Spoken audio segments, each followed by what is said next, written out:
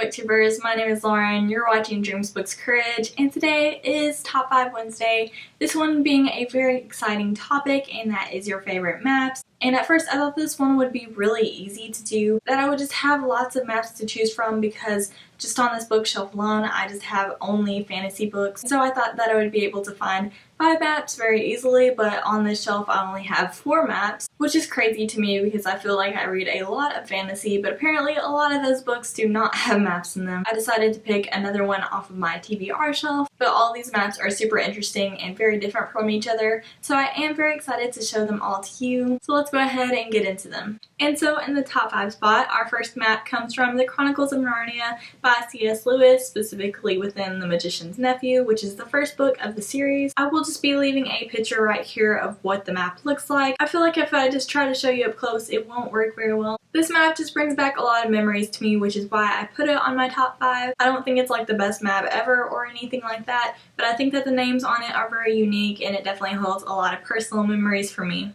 In the 4th place spot, we have a map that was off my TBR shelf, and that map comes from The Hobbit by J.R.R. Tolkien. I'm sure this map probably means a lot to a lot of you out there, but it just looked really awesome to me in general. I love the typography that's on this map, and just overall I think it looks very interesting. I think that maps add a lot to stories, and I think this one especially really needs it. I know that this is about a big adventure that the hobbits take, and so this map definitely shows you a lot of their journey, and I think that that's a huge part of this adventure. And it's really cool to me that you can see the way that they go and the possible places that they might go to. In the 3rd place spot is a map that comes from Throne of Glass by Sarah J. Maas. I think that this map is very awesome and it adds a lot to the story. I know that throughout the series I definitely glance back to the map a lot of times because there are a lot of unique names on that map and it's kind of hard to keep them all straight in your mind, so it's great that you have a map to look at. There are also little symbols on this map that you don't understand at first going into this book, and you really don't understand until like the 2nd book, so it's very interesting that there are little Easter eggs within the map itself. I just love how this one looks.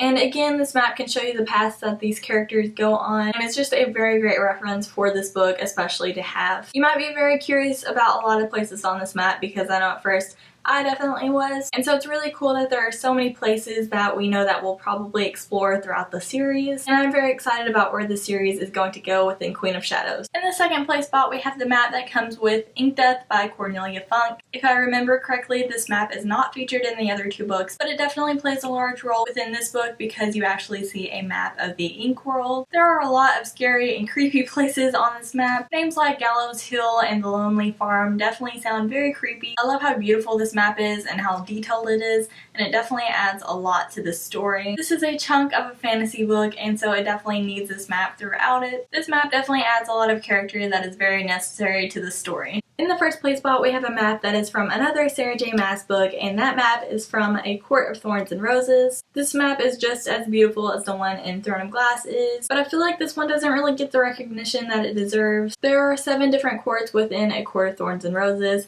and all of those are displayed here on this map. I think it's super interesting to look at these and not really know anything about these courts until Feyre travels to them and kind of sees what they are. Again, I didn't really understand any of these places at first, but then I grew to love some and dislike others. I love how this map looks like the United Kingdom because I definitely love the United Kingdom. At first this map really confused me, but throughout the story I really grew to love it. Thank you guys so much for watching this video. I would love to know what your favorite book map is down below, and now I'm gonna go get back to reading.